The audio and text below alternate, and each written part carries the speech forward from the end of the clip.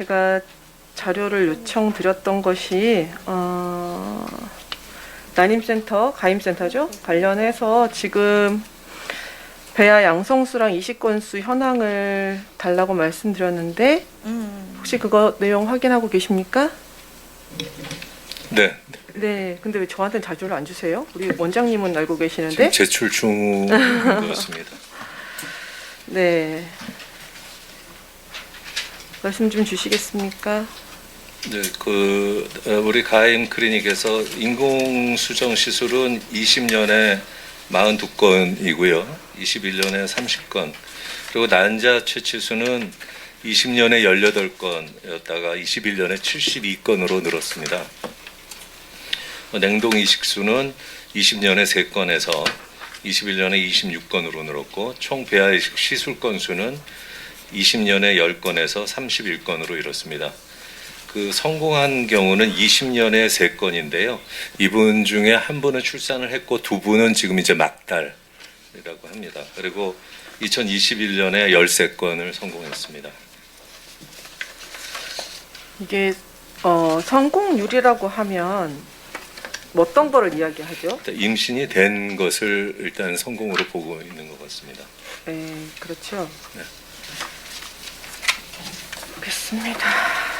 아까 20년에 난자 채취 숫자하고 냉동 배아 이식 숫자가 몇 건이라고 하셨죠, 금방? 난자 채취수가 18건, 냉동 신기하네요. 이식수가 3건, 총 배아 이식 시술 건수가 10건. 21년에는 난자 채취수가 72건. 요거 서류로다가 빨리 정리해서 제출해 예, 주십시오. 그렇습니다. 제가 계속해서 지금 작년 행감 때도 그렇고 제가 보건복지위원회에 들어온 이후로 이 서울의료원의 가임센터와 관련해서는 계속 문제 제기를 사실 하고 있습니다. 네. 서운하시겠죠. 서울의료원에서 나름 전략을 가지고 추진하시기 때문에 이거 가지고 계속 지적하는 부분에 대해서 원망도 되실 거라고 생각을 하는데요. 일단 시작부터가 굉장히 문제가 많았지 않습니까? 이 관련해서 제가 옴부즈만 지난번 얘기도 말씀을 계속 드렸지만 이게 서울시에서조차도 사업 철회가 된 이후에 서울의료원의 자체 사업으로 계속 진행하고 있는 거잖아요. 네, 그렇습니다. 맞죠? 네. 사실 근데 뭐랄까요? 결제를 2019년도 8월 1일 날 이걸 결제를 한 사람은 서울의료원장이었습니다. 맞죠? 제가 그때는 없는 네, 시절에 돌아오시면 당연히 그 전때 있었던 것에 대해서 업무 보고 받고 인수인계 받는 게 당연하기 때문에 이 자리에서 전때라고 얘기하시면 안 됩니다. 네, 그러니까 뭐 그랬던 것으로 네. 알고 있습니다. 예. 서울의료원장 결제로 이걸 시작하는데 사업비 재원이 34억 원이 줄어든 상태에서 서울의료원장께 결제로 이 사업이 시작이 돼요. 네. 근데 이 사업 계획과 예산 관련해서 의료원장님의 결제로 가능하지 않잖아요. 네. 네, 이사회를 거쳤어야 됐다고 그래서 ombudsman에서 나왔습니다. 그래서 지적사항, 지방의료원법 예, 위반이죠. 예, 지적을 받았던 네, 것으로 알고 있습니다. 지방의료원법 위반이었고요. 이것을 운영계획을 19년 8월에 확정할 때도 의료장비 예산 확보를 위해서 예산서상의 보조금을 또 보조금을 가지고 집행 내역에 집어넣어요. 그죠? 맞죠? 지방 보조금의 용도의 사용이라고 해서 이것도 다 지적사항이기 때문에 알고 계셔야 돼요. 네, 네. 지방재정법 위반이죠. 예, 저희가 네. 이사회에 그걸 보고를 안 했고 또한 네. 시의회에도 그리고 지방 보조금 예, 예, 용도의 예. 사용이었기 때문에 지방재정법 위반입니다. 네. 아까도 지방의료원법 위반한 거였고 지방재정법 위반한 거였고요. 이어서 그 난임센터 직원 채용과 관련해서도 지방 출자 출연 기관 인사 조직 지침 그리고 서울의료원의 인사 규정 시행 내규 여기에 보면 공고하기 마감일 20일 전까지는 모든 응시 자격을 알 수 있도록 공고해야 된다라는 것이 있습니다. 네. 네. 그런데도 이 직원들 채용을 위해서 10일 전에 공고를 하신 거 맞죠? 이것도 지적사항이었습니다.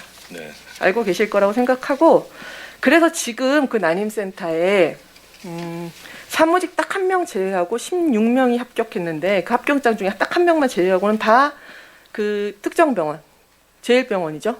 네. 맞습니다. 거기 출신 15명이 94%가 차지하는 15명이 다 여기에 이제 채용이 됩니다. 그래서 그때 의료 장비, 시설, 뭐 장소 하나도 구축 안 되는 상태에서 직원 먼저 채용을 시작해요.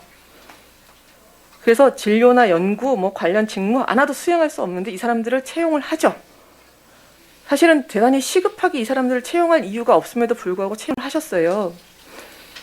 채용 공고 기간도 어기면서. 이거는 어찌 보면 해석할 때 특정인, 이것도 다 지적사항이에요. 그래서 이것 관련해서 2019년 10월 말까지 결국 계속해서 매월 1.13억 원의 급여가 나갑니다. 일을 하나도 하고 있지 않은 상태에서, 장비고 시설이고 아무것도 없는 상태에서. 이것도 맞죠. 제가 거짓말하는 게 아니라 이거 다 지적사항을 다시 한번 확인시켜드리는 작업 중입니다. 맞나요? 맞죠? 제가 의원님 뭐 그거를 몇 다시 가지 한번 그 확인하고 있습니다. 위반이었던 그런 것은 제가 들어서 알고 있는데요. 예. 네. 그렇게 시작한 난임센터입니다. 이것을 다시 한번 확인한 거고요. 그렇기 때문에 어찌 보면 이 서울의료원의 서울 시민의 예산과 시민의 세금과 이 공공병원으로서의 가져야 되는 자세 등등과 관련해서 대단히 많은 문제점을 가지고 시작한 난임센터입니다. 게다가 서울의료원장은 그 서울의료원의 사무 책임자로서 어찌 보면 서울의료원의 재산상의 손해를 입히는 이런 결정에 대해 책임을 져야 되기 때문에요. 배임죄까지도 요구될 수 있는 사항입니다. 왜냐하면 어찌 보면 특정 병원 출신들의 재산상의 이익을 위해서 이렇게 행위했을 수도 있다는 의혹이 있는 거니까요. 배임죄까지, 지방재정법, 지방의료원법, 배임죄까지 지금 모조리 의혹을 가지고 볼 수밖에 없는 조건에서 출발했습니다. 제가 알기로는 그 당시 이제 제일병원, 이 네. 우리나라의 그 가임, 난임 이런 네. 것에 특화된 병원이었는데 그 병원이 문을 닫게 되면서 네, 문을 거기에, 닫게 된 건 예. 저희랑 무슨 상관일까요? 근데 여간 그 의료진들이 오면은 굉장히 공공기관에서 특히 이런 가임의 분명히 어려운 서울시에서조차도 이것은 서울의료원 특성상도 맞지 않다라고 말했음에도 불구하고 이것을 서울의료원 자체적인 결정으로 이렇게 시작을 했고 결국은 그 과정에서 아까 말했던 문 닫을게 된 제일병원 사람들이 15명이나 여기 취직을 하게 되는 겁니다. 그 기간도 짧게 하고 공고도 어쨌거나 그런 과정을 거쳐서 여기서 이제 서울의료원에서 이 난임병원을 갖다가 잘 만들고 내용을 구성해 가면 참 좋겠다고 말씀을 드렸고 그게 아니라면 차라리 서울대병원이나 다른 특화된 곳으로 옮겨라 라는 말씀까지도 드려왔었습니다. 그래서 아까 20년하고 21년에 성공률이나 이런 것들을 계속 여쭙잖아요. 제가 문의를 계속 질의를 드렸습니다. 최근에 2020년 제가 행감 때 했던 발언을 제가 좀 정리해서 왔는데요. 그 지금 이제 원장님 오신 다음이에요. 가임 클리닉 이렇게 해가지고 어떻게 되겠냐, 성공하겠냐 이렇게 질문을 드렸었고 그때 코로나19 때문에 저희가 좀 어렵습니다. 시작 지점이기도 하고요. 이러면서 말씀을 주셨었던 것 같아요. 근데 저희 서울의료원하고 그 약간 그 규모가 비슷한 곳이기도 하지만 마리아 병원이 되게 유명하잖아요. 그 상봉하고 일산 분원의 코로나19 때 상황을 보면요. 난자 채취 숫자가 250여 건, 냉동 배아 이식 숫자가 100여 건 정도로 전체적으로 보면 한 2월에 잠깐 준 것 빼고는 굉장히 높은 회복세, 그 다음에 환자가 줄을 서고 있어요. 근데 아까 제출해 주신 아까 몇 개라고요? 저희가 문자로, 네. 그 의원님 저희가 그 저번에 한번 말씀을 주셔서 그 마리아나 뭐 그 차병원이나 미즈메디 이런데 전문의 1인당으로 한번 시술 건수를 비교해봤습니다. 네. 그러니까 거기는 굉장히 많은 네. 전문의들이 있어서 물론 저희가 많지는 않습니다. 서울의료원이 한 달에 한 9건 정도의 시술을 하는데요. 차병원은 31건 정도고 미즈메디는 한 14.5건, 마리아 병원이 가장 많아서 한 50건 정도를 하고 있습니다. 그래서 하지만 그 작년에 비해서 아까 제가 보고 드렸듯이 올해 굉장히 좀 많이 증가를 했고요. 굉장히 저는 그 열심히 하려고 하는 있는데 우리 병원에 지금 현재 문제가 코로나 전담이라는 그런 딱지가 지금 있습니다. 그런데 그 난임인 분들이 코로나 전담 병원에 오는 것은 굉장히 좀 꺼리는 그런 상황이기 때문에 이 정도만 해도 굉장히 잘했다는 아니지만 그래도 그 의료진들이나 그분들의 진정성이 어느 정도 있다 이렇게 생각을 하고 있고요. 그리고 이분들이 뭐 주말에도 지금 토요일에도 그것을 환자들하고 계속 연결을 해야 되기 때문에 그 환자를 진료하고 있는 등 어떤 좀 상당히 좀 발전시키기 위해서 굉장히 애를 쓰고 있습니다. 서울의료원이 2021년 1월부터 9월까지 산부인과 외래 진료 건수가 11,231명이에요. 네. 그중에 이제 가임 클리닉 진료 인원이 4,643명이라고 저한테 제출해 주신 행감 자료를 보니까 페이지 283쪽에 나와 있다고요. 그러면 이제 서울 의료원 산부인과 진료의 41%를 차지하고 있는 거거든요. 41%가 산부인과 전원에서. 여기서 그때 저한테 답변 주신 것, 이제 생감 관련해가 조치 요구한 것들에서 답변 주셨던 게 뭐냐면 전문성 확보를 위해서 굉장히 노력하겠다라는 말씀을 하셨는데 지금 성공률 뭐 이런 거는 아직 뭐 그렇다 쳐도 채취 숫자나 뭐 배아이식 숫자 등등을 살펴보아도 이 전문적인 것을 확보를 위해서 어떤 것을 하셨어요? 전문적인 시술 내역이 뭘까요? 아까 말씀드린 그런 성공률 이런 것도 계속 저희가 이제 보고 있고요. 그러니까 무엇을 하셨냐고요? 그것을 위해서 전문적인 것을 확보하기 위해서 더 노력하겠다고 그때 답변을 하셨길래 그 네. 전문적인 걸 확보를 위해서 어떤 것을 하셨을까? 전문적인 것이. 네, 그렇게 답변하셨거든요. 아, 거기. 그 네, 부분- 자료에 보면. 그러니까 사실 뭐 저는 신경외과 의사이기 때문에 그렇죠. 그 난임에 대해서는 잘 모릅니다만은 저희들이 예를 들어서 배아를 가지고 뭐를 이제 인공수정보다는 이것은 이제 정자와 난자를 합쳐서 그 다음에 밖에서 어느 정도 키운 다음에 그 다음에 산모에 자궁으로 넣어주는 그런 것이 가장 힘든 것으로 제가 알고 있습니다. 네네. 그런데 그런 것을 하려면 그 배양의 상태 이거를 보는 어떤 그 정도 관리가 돼야 되는데 저희는 동물 실험실을 갖다가 운영을 해서 그거를 일단 그것이 항상 정도가 맞게 있느냐 이런 것들도 저희가 지금 하고 있고요. 그래서 여러 가지 저희가 그 아주 스페셜한 것을 이분들이 과거에 뭐 제일이나 지금 미즈메드나 차나 이런 데서 하는 것 못지않게 저희들이 지금 지원을 하고 있습니다. 그런데 이제 저희가 가임센터 의사가 지금 3명? 네, 3분입니다. 3분 계시죠? 네. 그런데 지금 이렇게 투입한 것에 비하여 저희가 여기서 수익 난 것의 비중을 보면 대단히 적습니다. 지금 가임센터 아까 산부인과 전체 진료의 41%를 하고 있다고 말씀하셨는데 그리고 서울의료원이 앞으로 서울에서 코로나 전담이나 공공병원으로서의 역할을 계속해서 요구받을 수밖에 없는 위치에 있습니다.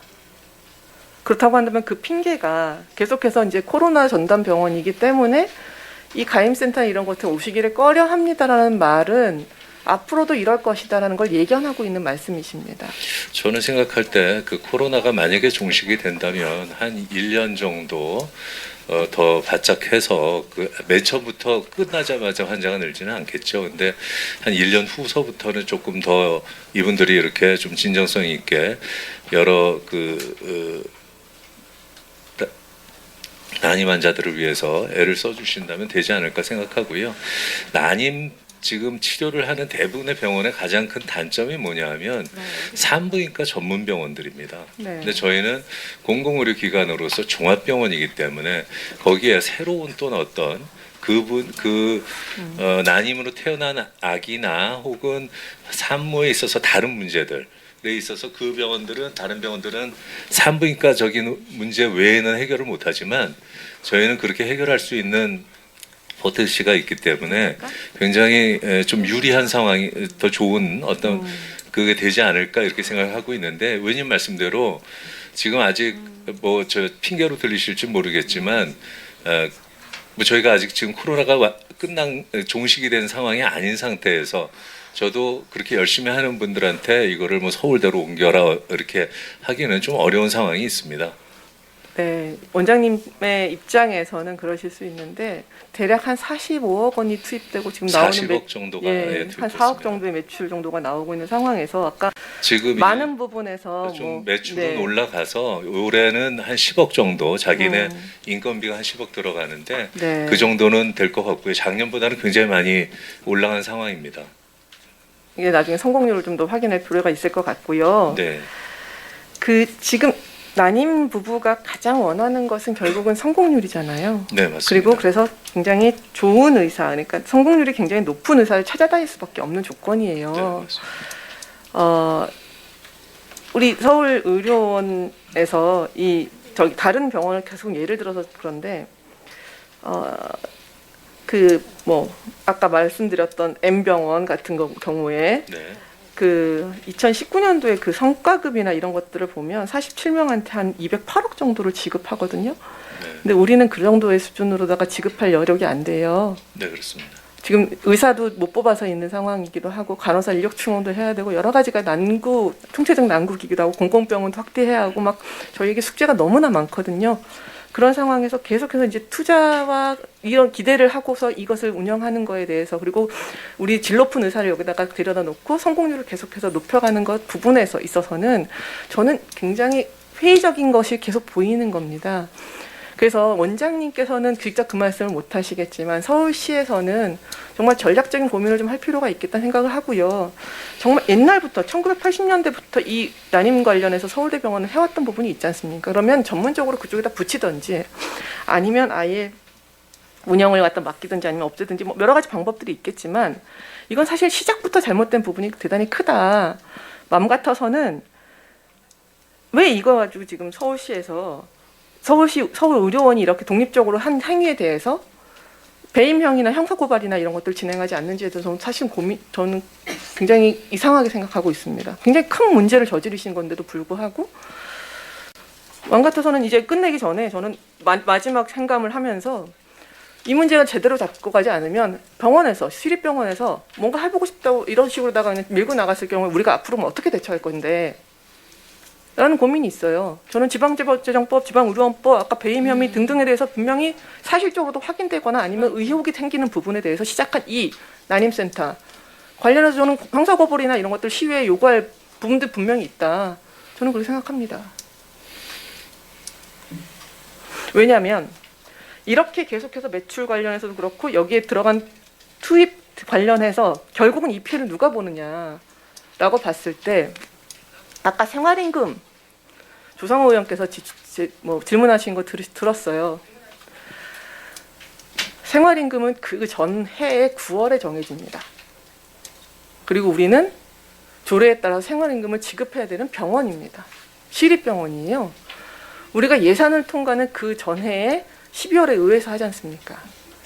그러면 생활임금은 이미 그 다음 해 2022년도 건 이미 1,760원인가요? 이미 9월에 정해졌어요. 올해 예산서에 그거 담겼습니까? 어떻게 하시고 계시죠? 제가 그건 아직 파악을 못하고. 그죠? 예. 제가 결산서 다 살펴봤어요. 결산서 어디 갔어요? 결산서 살펴봤더니 의사들 급여와 관련해서는 계속 추경에 담아서 계속 임금이 올라요. 그런데 어찌 보면 생활임금은요.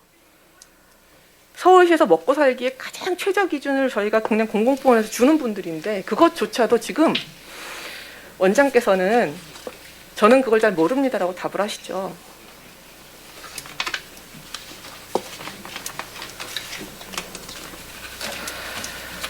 이렇게 서울시가 서울시가 예산도 주지 않고 하지 말라는 것들을 계속해서 추진하면서 거기서 일하는 어찌 보면 최저임금 수준의 생활임금을 받으면서 병원을 돌아가는 데서 없어서 안 될 이 인력들과 관련해서는 어떻게 임금이 주어지는지 그리고 어떤 규정을 가지고 이 사람들한테 처우를 해야 되는지 저는 잘 모릅니다라는 말씀을 원장께서는 하고 계시는 거예요. 생활형 임금은 아까 조성 의원님께서 말씀하셨듯이 저희는 지급은 하고 있는데 그 중간 퇴사자에 대해서는 지급을 하고 있는데 나중에 일괄하여서 1년치를 주신다면서요. 네, 그렇습니다. 아까 말씀드렸습니다.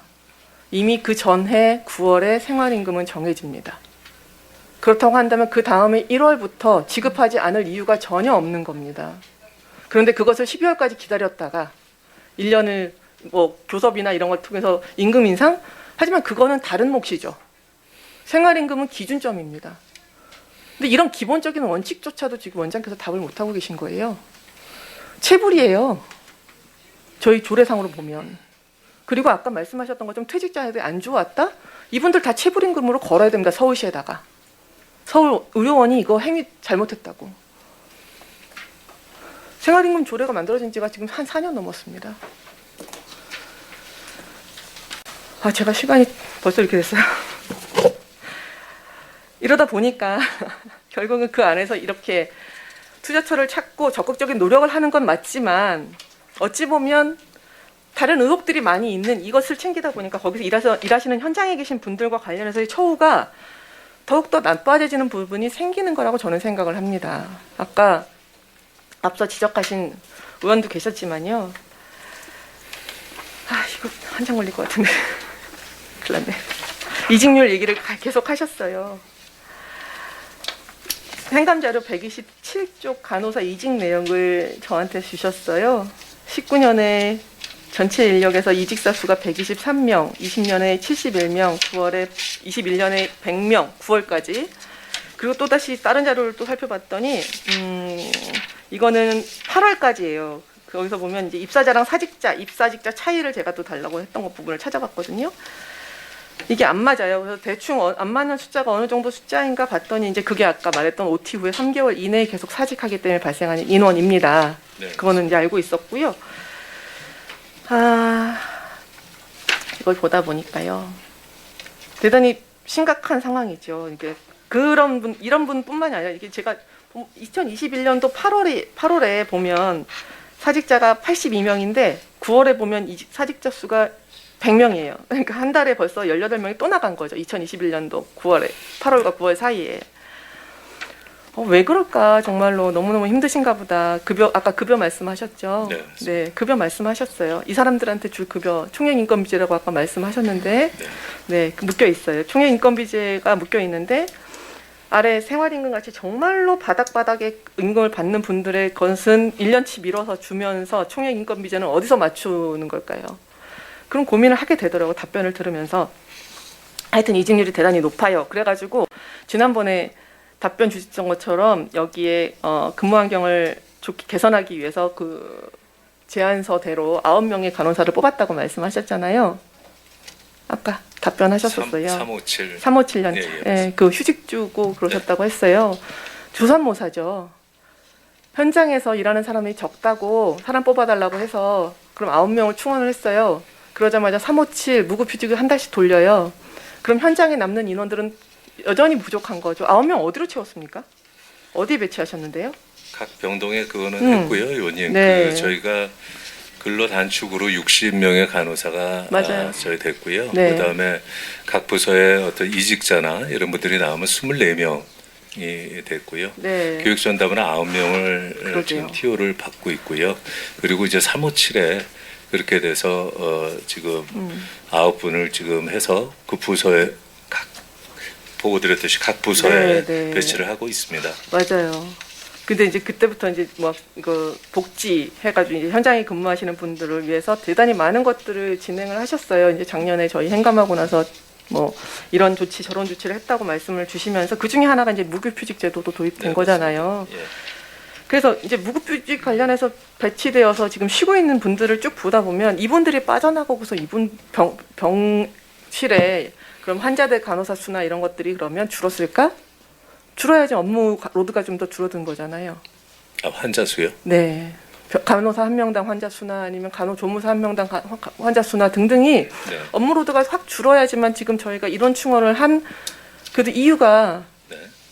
있는 거 해소된 거잖아요. 예. 근데 그런 부분에 있어서 지금 여전히 뭐 업무 강도나 이런 것들이 좋아지지 않았다는 얘기들 너무 많이 듣고 있긴 한데요. 관련해서 서울시 지침대로 이번에 이제 코로나 환자들 볼 때 그 지침과 관련해서 보건복지부에서 가이드라인이 나왔어요. 그걸 이제 서울 의료원도 지침에 맞춰서 한번 고민을 해보셨을 거라고 생각하거든요, 원장님. 네. 그러면 현재의 간호사와 비교할 때 저희가 계속해서 뭐 코로나가 종식된다고 하지 말고 일단은 코로나가 여기 중증을 안 받고 있잖아요. 네, 중증을 안 받고 있기 때문에 그 밑에 이제 중증의 하이플로우는 저희가 네, 하고 있고요. 네, 예. 네, 제일 최중증 네, 최중증은 없어요. 안 하고 없는 있습니다. 걸로 알고 예. 있어요.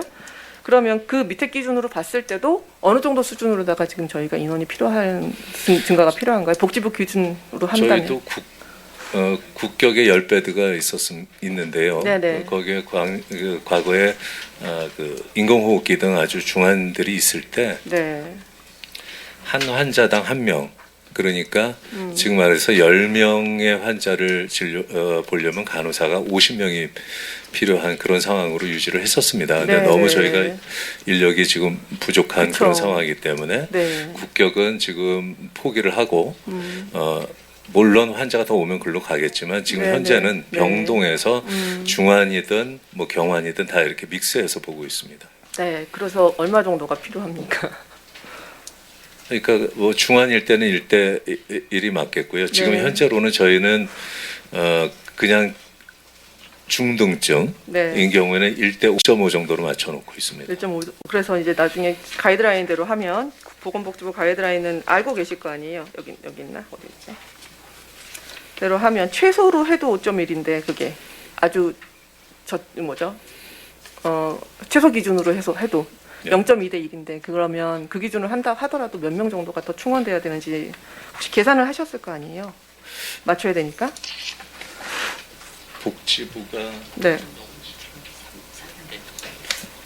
1대 5 할 때는 34명 정도가 더 필요한 걸로 저희는 알고 있습니다. 1대 5로 했을 때 34명이요?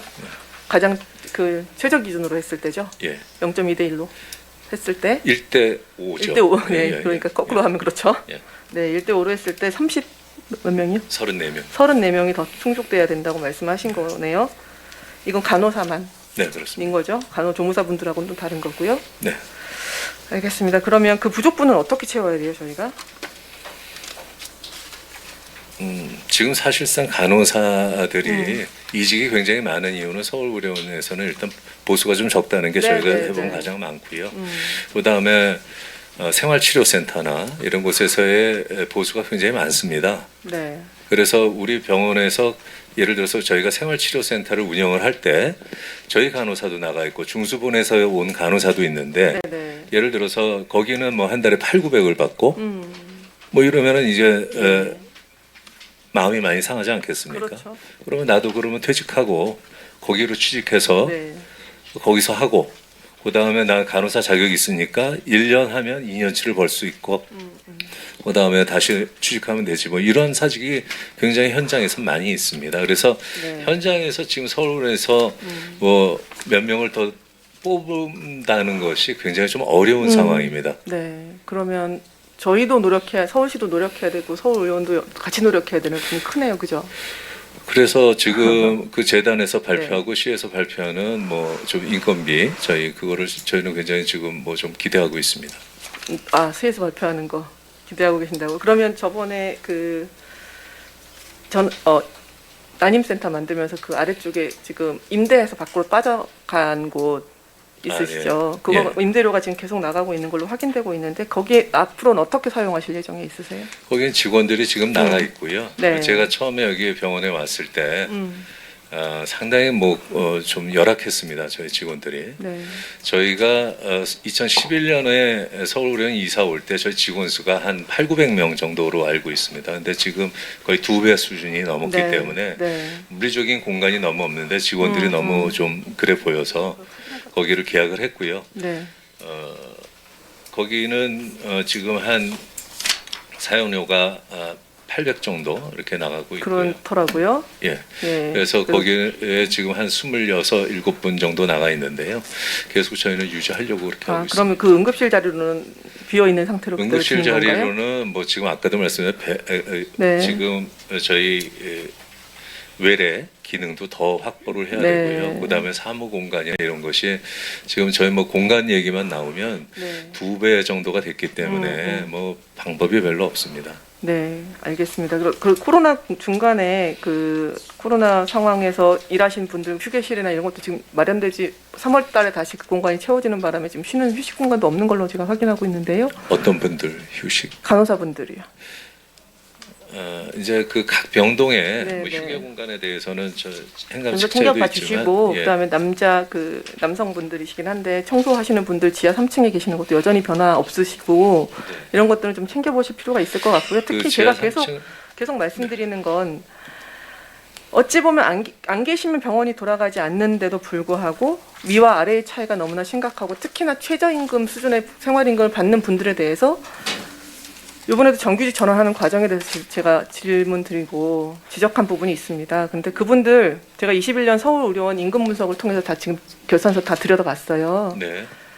근데 간호조무사, 보조원, 상내사, 원무행정원 등등이 2020년과 2021년에 정규직 전환하시면서 92%, 87%, 90% 임금이 더 낮아졌어요. 결과적으로는. 최저로 받으시는 분들한테 더 최저로 임금을 더 깎는 이런 결과를 낳았더라고요. 이건 그러니까 쭉 의원님 말씀하신 임금표를- 공무직에서 임금표를 저희 보고 그 확인해 드리는 거고 그거를 좀 여기에 보니까 생활임금의 산입 범위들을 갖다가 계속 많이 집어넣어서 기존에 수당으로 받던 것들 여기다 산입하다 보니까 결국 정규직 전환하고 나서 더 임금이 깎이는 거죠. 그분들은 나이가 많으신 분들도 네, 계시고 나이가 젊으신 분들도 예, 좀 계신데요. 말씀을 드리면 저희가 이제 공무직이 있고 공무직도 정규직이었지만 정말 정규직이 있고 이제 조금 못한 공무직이 있었는데요. 공무직을 할 때 저희가 이제 외주를 했던 예를 들어서 미화 선생님 제가 그 과정을 모르는 바 전혀 아닙니다.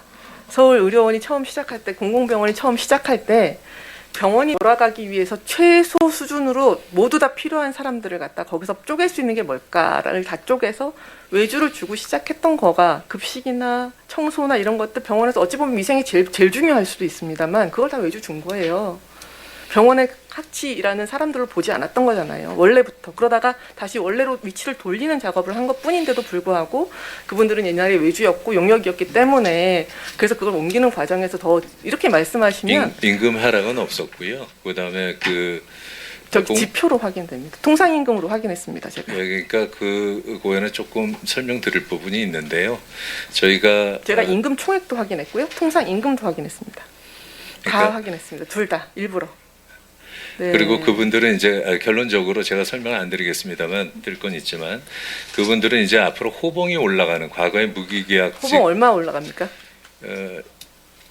1년에 얼마 올라갑니까? 1.4%인가요? 뭐 그 정도 계속 정확하게 말씀해 주세요.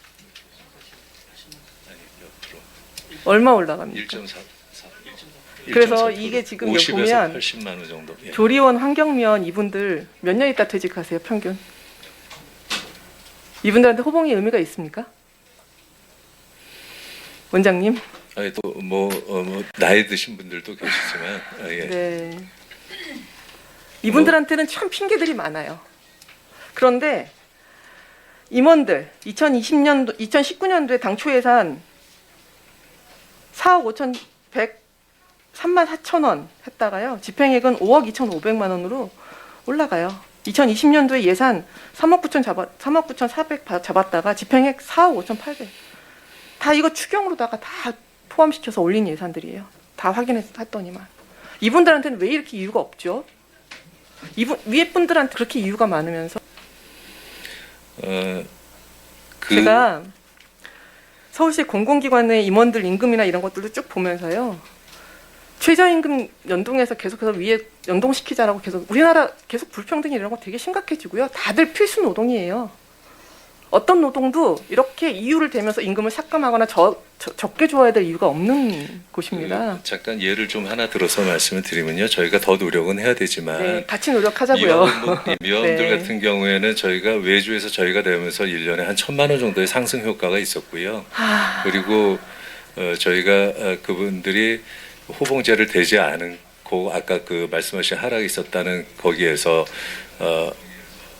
그 호봉제로 들어가게 낮아진 분이 되면 계시면 어떡하시겠어요? 네? 낮아진 분이 계시면 어떡하시겠어요? 아니 그러니까 그 낮아진 이유는 아까 말씀드린 이거 사실로 확인 해드려요? 직책급에서 네. 직책급에 통상임금에 포함되지 않는 게 정규직들의 원칙입니다. 네. 그래서 그분들이 공무직에서 정규직이 되면서 한 10몇만 원 원장님한테 이 돈 받으면서 사실사고 하면 사실 수 있어요?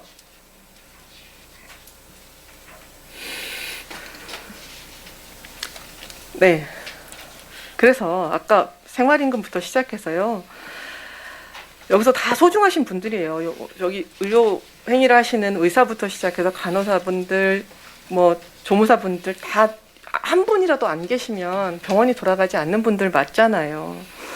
근데 위에 분들 신경 쓰시는 의사분들 막 이런 거 신경 쓰시는 거, 임원분들 신경 쓰시는 것만큼이라도 이 기준과 혹시라도 삭감되는 부분이 있는지 한 번만 더 돌아보셨으면 좋겠어요. 네, 그렇게 하겠습니다. 원장님께서 평소에도 굉장히 관심을 네. 갖고 있다고 저는 자부하고 있는데 더 한 번 더 좀 챙겨보도록 네, 하겠습니다. 그리고 서울 의료원은 지금 정규직 전환을 거의 다 이뤘어요. 네, 그렇습니다.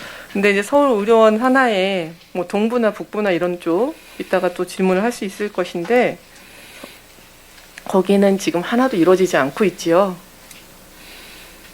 거기에 네. 보면 이제 우리 서울 의료원 원장님께서 제일 여기 다 들어가 계시잖아요, 거기에. 그죠? 네. 어떻게 해야 됩니까? 거기는 같은 병원이고 같은 일을 하시는 분들이신데 그리고 다 시립병원들이라고 저희는 포리표를 달고 있는데 입장 한 번만 말씀해 주시겠어요? 그건 연구가 계속 좀 되어야 될 것 같고요. 네. 좀 더 공부가 좀 되어야 될 부분이라고 생각을 합니다. 그래요. 서울 의료원에 계신 분들은 그래도 계속 일을 하시는 분들이라서 같이 일할 수 있게끔 이제 구조가 만들어졌는데 타 병원들은 시립병원이라는 역할은 부여받으면서 거기서 일하시는 분들은 다 차별적인 지금 지위를 갖다가 승계하는 거에 대해서 연구가 더 필요하다는 말씀을 해주시는 거네요. 그런 말씀을 드린 이유는 결국은 그것이 다 인건비와 이런 여러 가지 문제를 네. 공부를 해야 된다라는 그런 네. 뜻의 말씀입니다. 유지 가능한지. 유지가 가능하지 않으면 청소하시는 분들도 거기서 안 두고 식사 제공하시는 분들도 안 두고 그럴 수 있나요? 아니요, 그런 뜻은 아니잖아요. 아닌데요. 그죠? 이제 전부 다 정규직화를 할 때 그런 차이도 좀 공부를 해서 네. 좀 봐야 된다는 그런 뜻입니다. 어쩜 이렇게 매번 똑같을까요? 의회에서는 먼저 고려하시는 분들에 대해서 참 답답할 때가 있어요. 제가 서울 의료원 관련해서 준비된 질문이 너무 많은데 이건 서면으로 더 추가 질문하는 걸로 할게요. 네. 다른 병원도 좀 말씀을 좀 드려야 돼서